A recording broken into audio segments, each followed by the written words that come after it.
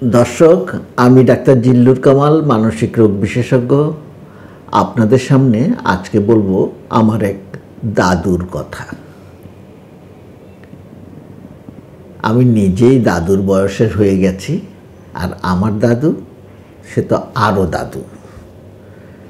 ওই দাদুর 2 মেয়ে 1 ছেলে। 2 মেয়ের বিয়ে হয়ে গেছে, তারা অনেক দূরে থাকে।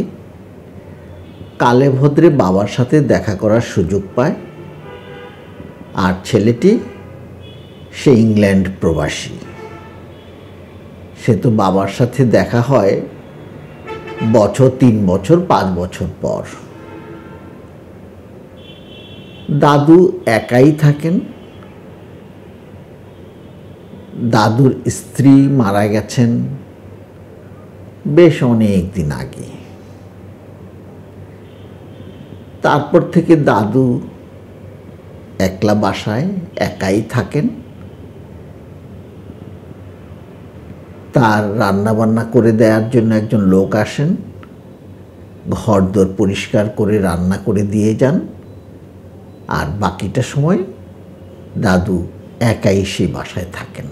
আমি তাকে একদিন জিজ্ঞেস করলাম, আচ্ছা দাদু, আপনি যে এভাবে একা একা থাকেন, আপনার একলা একলা বোধ লাগে না?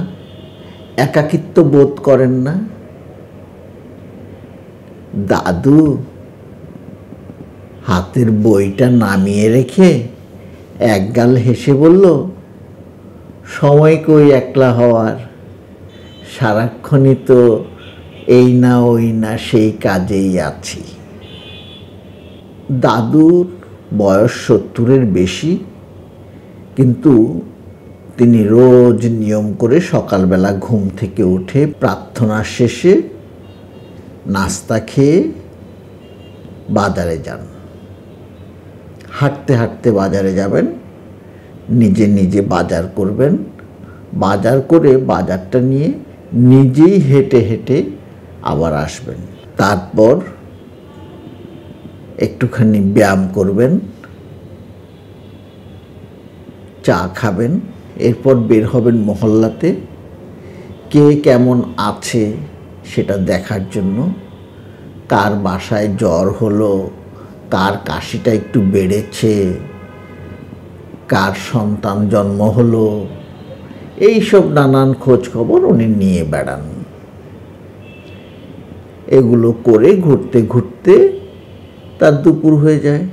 গোসল করে খেয়ে দিয়ে একটু বিশ্রাম নেন। সেই সময় 20 থেকে 30 মিনিট বিশ্রাম নেওয়ার পর উনি বই নিয়ে বসেন।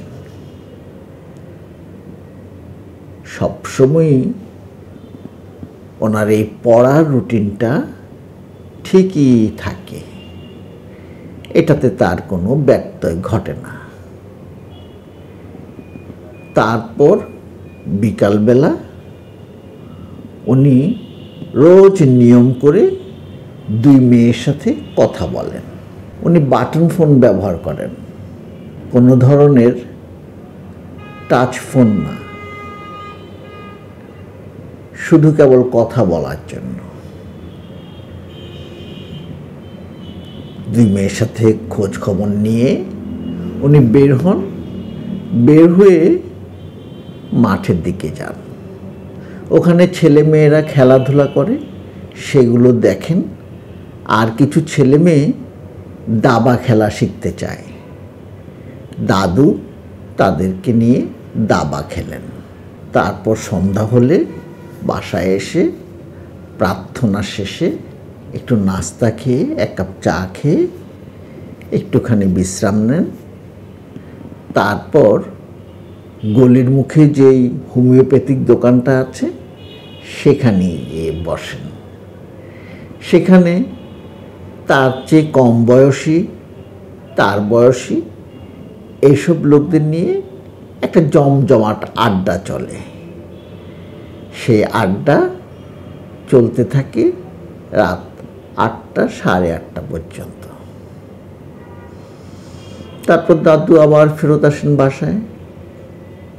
মুখ হাত ধুয়ে খাওয়া দাওয়া করে বসে বসে বই পড়েন। ঠিক 10টা বাজলে উনি বিছানায় গিয়ে শুয়ে পড়েন। হ্যাঁ, এর মাঝখানে একটা কথা ভুলে গেছি। কথাটা হচ্ছে উনি কিন্তু রোজ সময় করে পত্রিকা পড়েন। পত্রিকা পড়াটা তার একেবারে আদিকালের নেশা, এটা উনি ছাড়তে পারেন না। তো দাদুর এই তো রুটিন।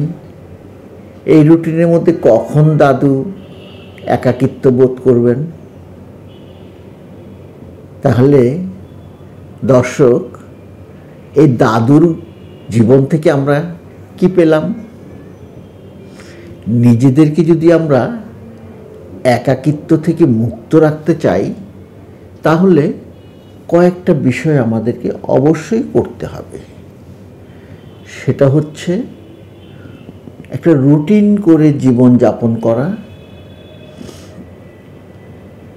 নিজের কাজগুলো নিজে করা,